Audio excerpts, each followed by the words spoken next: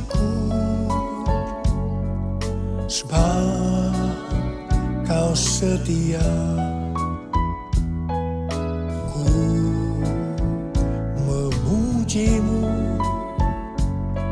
karena Kau sangat baik. Mulialah nama-Mu, ku tinggikan, ku agungkan selama hidupku. Selama hidupku, selama hidupku. Shalom semuanya. Tema khotbah untuk bulan Maret 2026 ini adalah wajib hidup sama seperti Kristus telah hidup. Tahun 2026 adalah tahun amanat agung. The year of the Great Commission. Ayat emasnya diambil dari Matius 28 ayat 18 sampai 20 dan Matius 24 ayat 14. Istilah amanat agung dipopulerkan oleh Hudson Taylor, seorang misionaris kedaulatan Cina pada abad ke-19. Hudson Taylor terkenal dengan kutipannya, amanat agung bukanlah sebuah pilihan untuk dipertimbangkan, melainkan sebuah perintah untuk ditaati.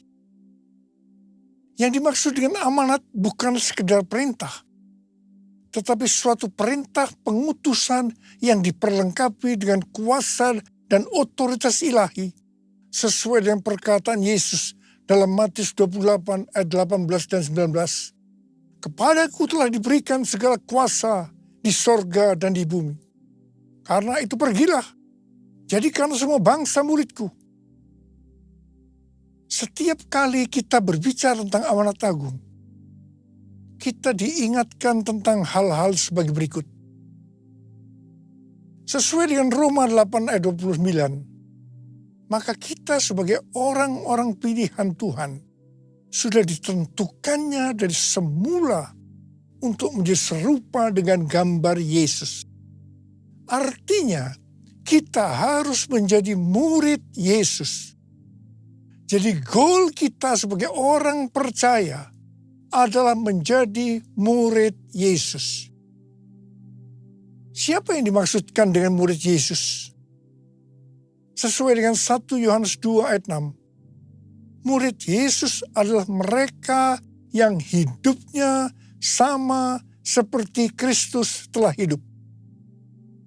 Kalau kita hidup sama seperti Kristus telah hidup, maka kita akan menjadi serupa dengan gambarnya. Artinya kita menjadi murid Yesus. Tugas utama dari murid Yesus sesuai dengan Matius 28 ayat 18 sampai dengan 20 adalah menjadikan orang lain menjadi murid Yesus. Ini adalah amanat agung Tuhan Yesus. Jadi tugas utama dari murid Yesus tanpa memandang profesinya adalah menyelesaikan amanat agung. Untuk bisa menyelesaikan amanat agung, tidak bisa dengan kekuatan sendiri, tetapi harus dengan kuasa Roh Kudus. Hari-hari ini kita berada di era Pentakosta ketiga. Pentakosta ketiga akan memberikan kepada kita kuasa untuk menyelesaikan amanat agung. Target untuk menyelesaikan amanat agung adalah tahun 2033. Untuk menyelesaikan amanat agung sampai dengan tahun 2033 harus dengan metode Yesus. Sebagai murid-muridnya yang menerima amanat agung dari Tuhan Yesus, kita harus belajar cara Yesus melakukannya. Sehingga kita bisa menjangkau dunia dalam 7 tahun ke depan sampai tahun 2033. Pada General Assembly yang ke-14 dari World Evangelical Alliance di Korea Selatan tanggal 27 sampai dengan 31 Oktober 2025 yang lalu. Temanya adalah The Gospel for Everyone by 2033. Di sini Rick Warren menyampaikan tentang metode Yesus untuk menyelesaikan amanat agung yang berlaku di mana saja dan kapan saja. Metode ini disingkat dengan peace. P, pass on the good news.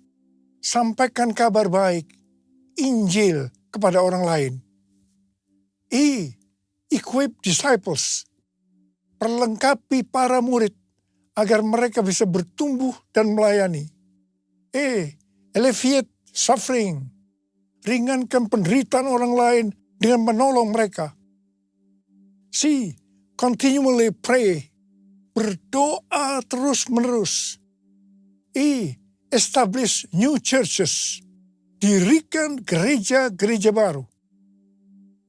Jadi ada 5 hal metode Yesus untuk menyelesaikan amanat agung. Yang pertama, sampaikan kabar baik Injil kepada orang lain. Yang kedua, perlengkapi para murid agar mereka bisa bertumbuh dan melayani. Yang ketiga, ringankan penderitaan orang lain dengan menolong mereka. Yang keempat, berdoa terus-menerus. Dan yang kelima, dirikan gereja-gereja baru. Supaya kita bisa melakukan seperti yang Yesus lakukan, maka seperti apa yang tertulis dalam 1 Yohanes 2 ayat 6, bahwa kita wajib hidup sama seperti Kristus telah hidup. Ku mau hidup seluruh kehendak Tuhan. Ku mau memberi semua yang ku dapat berikan. Ku mau cinta Dia lebih dari semua. Ku tak dapat membalas kasih-Nya. Ku tak dapat membalas kasih-Nya. Hal-hal yang dilakukan Tuhan Yesus pada waktu Dia berada dalam dunia ini adalah sebagai berikut. Yang pertama, Tuhan Yesus mengajar kita bahwa segala sesuatu harus dimulai dengan doa. Katakan amin. Untuk memulai hari yang baru, pagi-pagi benar Tuhan Yesus akan berdoa lebih dahulu. Tuhan Yesus berkata, apa yang Dia katakan, apa yang Dia lakukan, semua itu berasal dari Bapa. Yang berarti apa yang Tuhan Yesus katakan dan apa yang Tuhan Yesus lakukan, semua berasal dari doa, hubungan yang intim dengan Bapa. Kata peace dibuat sebagai singkatan supaya mudah diingat, bukan sebagai urutan metode yang harus dijalankan. Bagi saya, yang menjadi prioritas utama yang harus dilakukan lebih dahulu adalah continually pray atau berdoa terus-menerus. Baru keempat hal lainnya dilakukan sebagai hasil dari doa tersebut. Pada bulan November tahun 2025 yang lalu, ada pertemuan Advancing the Kingdom Initiative atau ADKI di Louisiana, Amerika Serikat, yang dihadiri oleh lebih dari 400 hamba Tuhan dari lebih dari 100 negara yang mewakili sekitar 180 juta orang. Salah satu kesimpulan dari hasil pertemuan itu, mereka sepakat bahwa untuk menyelesaikan amanat agung sampai dengan tahun 2033 harus dimulai dengan doa, puasa, dan mengandalkan Roh Kudus. Hal yang kedua yang dilakukan oleh Tuhan Yesus pada waktu Dia berada di dalam dunia ini, yaitu Tuhan Yesus memberikan contoh dalam hal memberi. Keselamatan yang kita dapatkan karena Tuhan Yesus memberi. Apa yang diberikan? Ia memberikan nyawanya untuk kita. Sekali lagi saya mau katakan, Tuhan Yesus memberikan nyawanya untuk keselamatan kita. Kemudian, apa yang harus kita lakukan untuk membalas semua ini?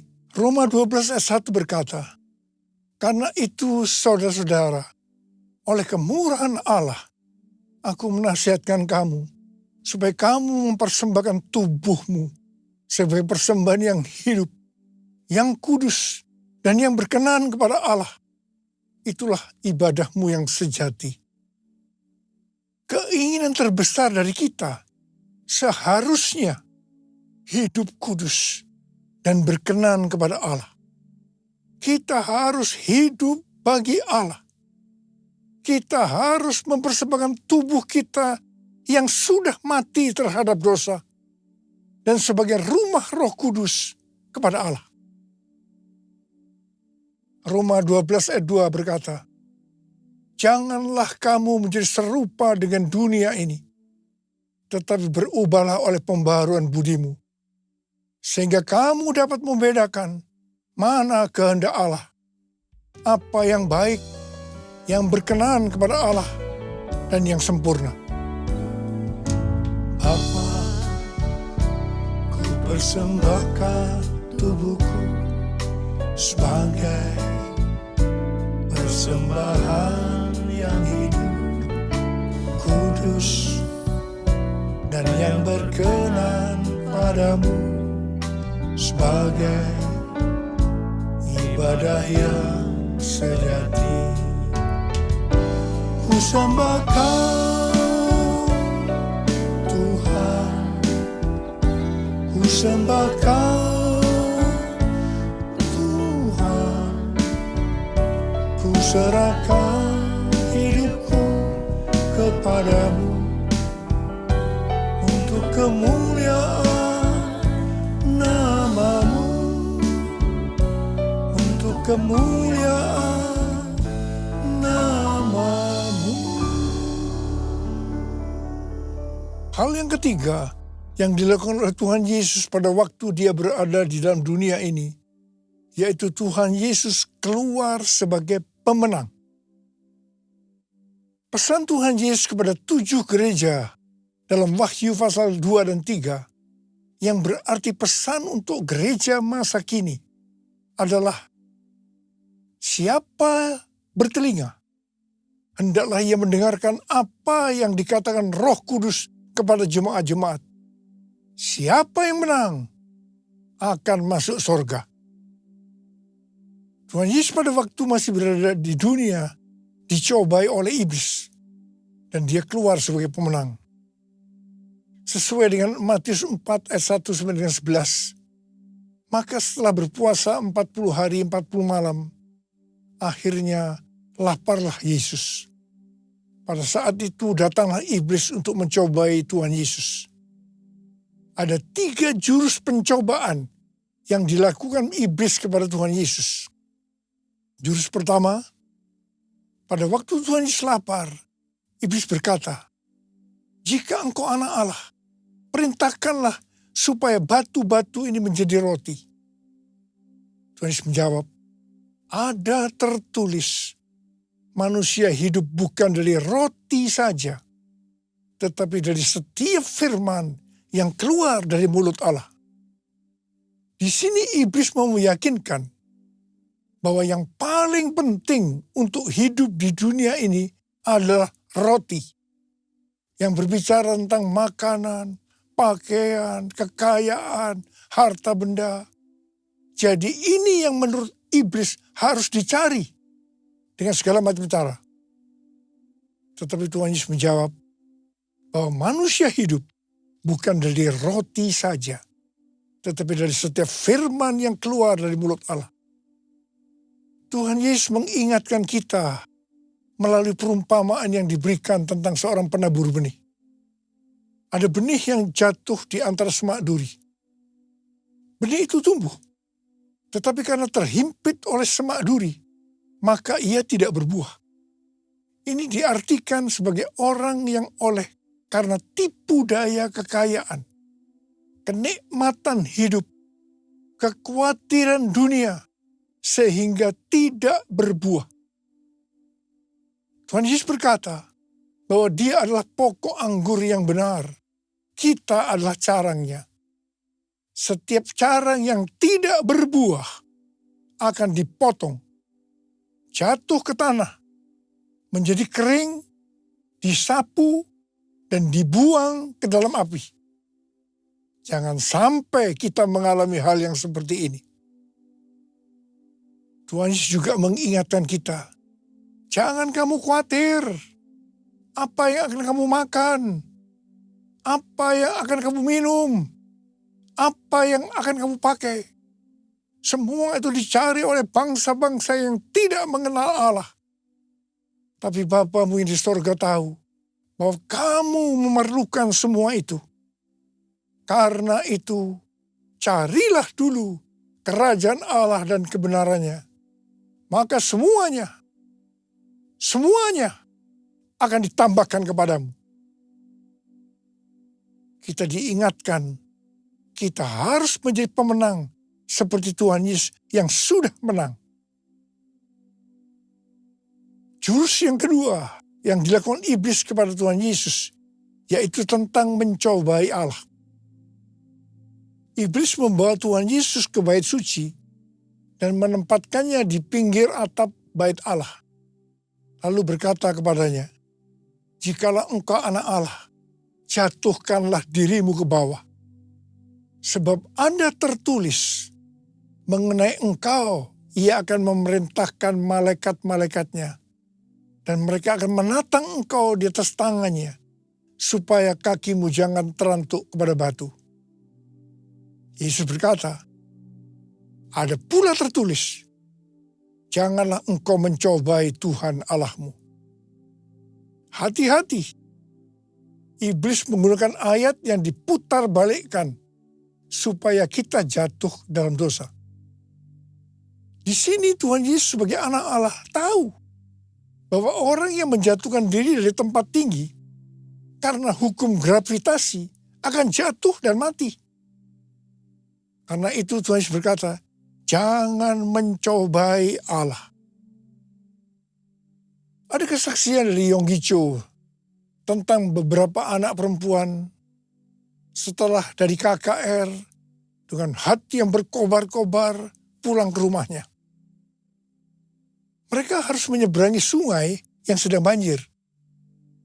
Mereka berkata, kalau Petrus bisa berjalan di atas air, maka kita juga bisa berjalan di atas air. Mereka dengan bergandengan tangan menyeberangi sungai yang sedang banjir. Apa yang terjadi? Semuanya meninggal karena terseret oleh banjir. Ingat, Petrus bisa berjalan di atas air karena Tuhan Yesus yang menyuruh.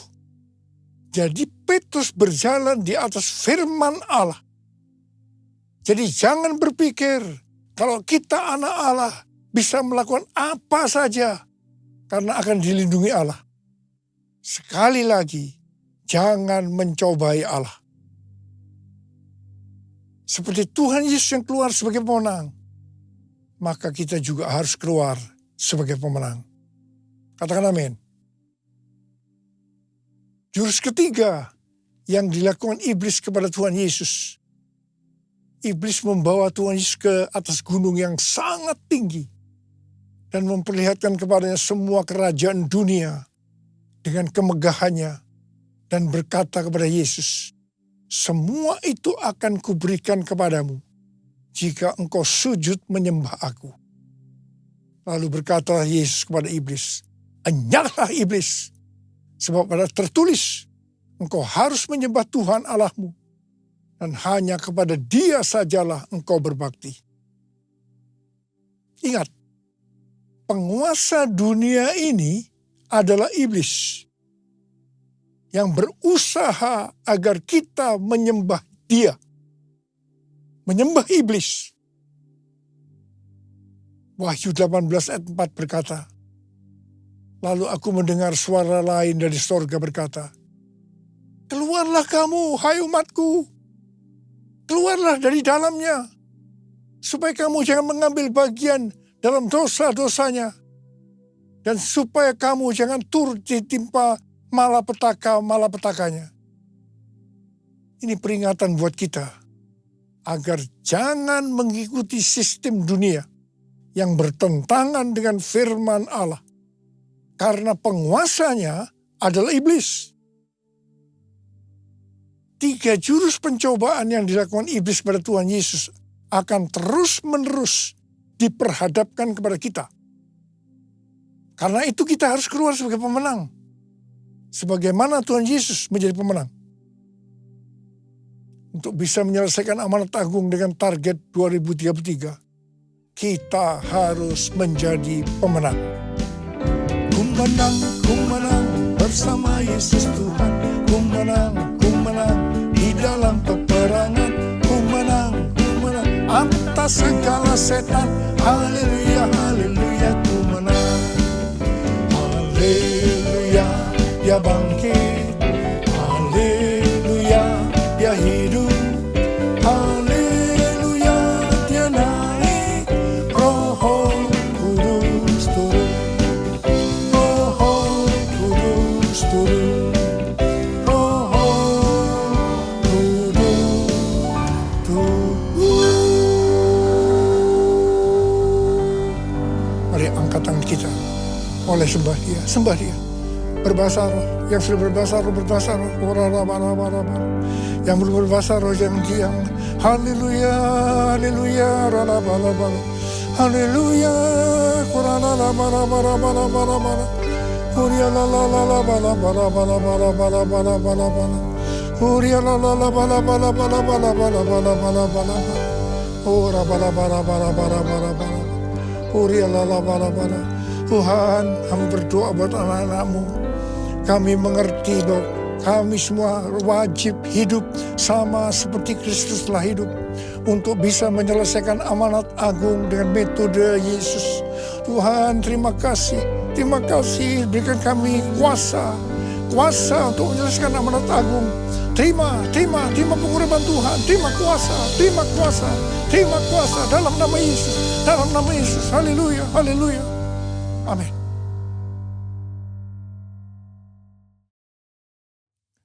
Mari kita akan masuk dalam perjamuan kudus. Kita akan mengingat ayat ini.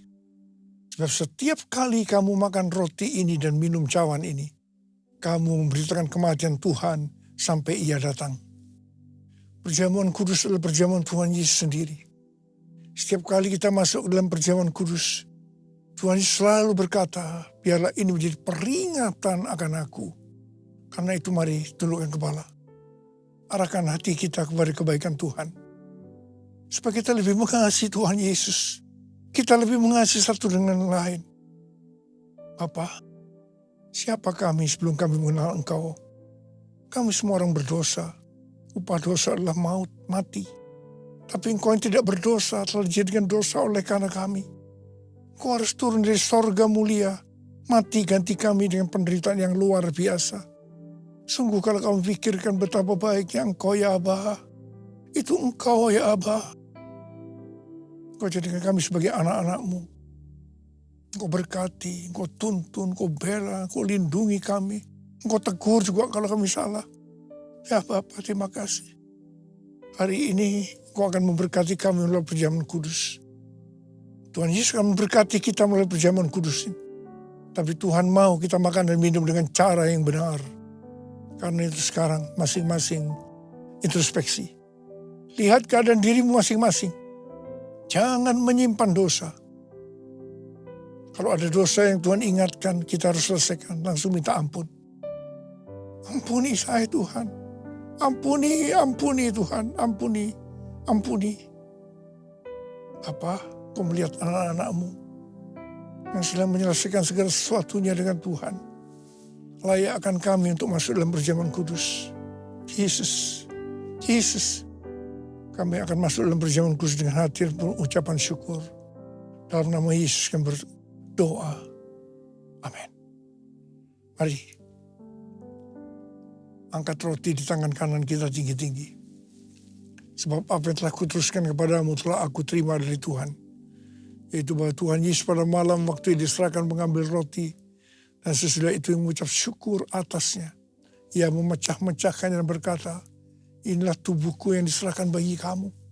Perbuatlah ini menjadi peringatan akan aku. Sudah dikasih Tuhan. Bukankah roti yang kita pecah-pecahkan ini adalah persekutuan kita dengan tubuh Kristus. Mari kita makan dalam nama Yesus.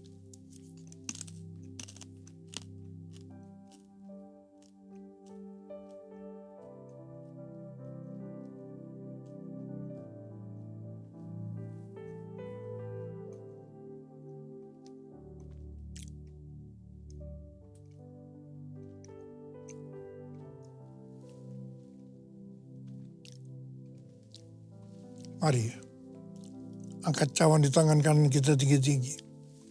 Demikian juga ia mengambil cawan sesudah makan lalu berkata, cawan ini adalah perjanjian baru yang dimeteraikan oleh darahku. Perbuatlah ini setiap kali kamu meminumnya menjadi peringatan akan aku. Sudah kasih Tuhan, bukan cawan pengucapan syukur. Yang atasnya kita ucapkan syukur adalah persekutuan kita dengan darah Yesus. Mari kita minum dalam nama Yesus.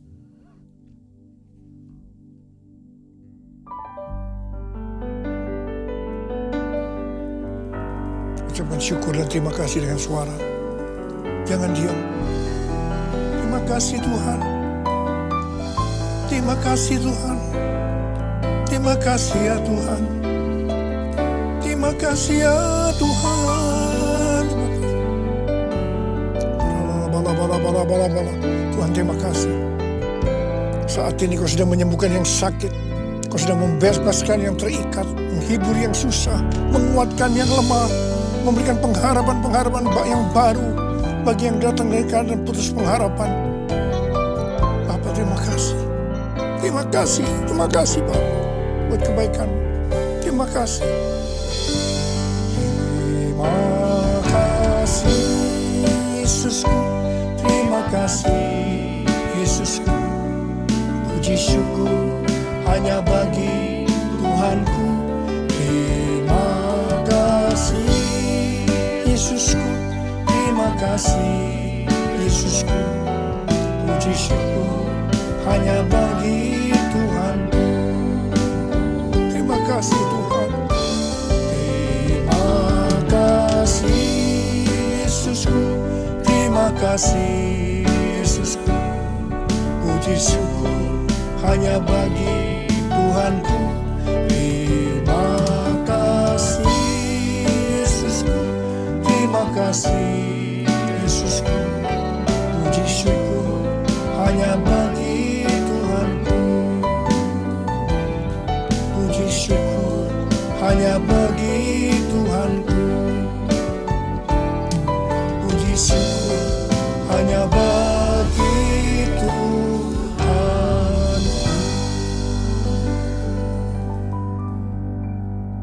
Sekarang terimalah berkat Tuhan. Kasih karunia berlimpah-limpah daripada Allah Bapa dalam Anak yang tunggal Yesus Kristus. Persekutuan yang manis dengan Roh Kudus menyertai kita mulai hari ini sampai Tuhan Yesus datang menjemput kita di awan-awan dan bahkan sampai selama-lamanya. Yang percaya bersama-sama katakan amin.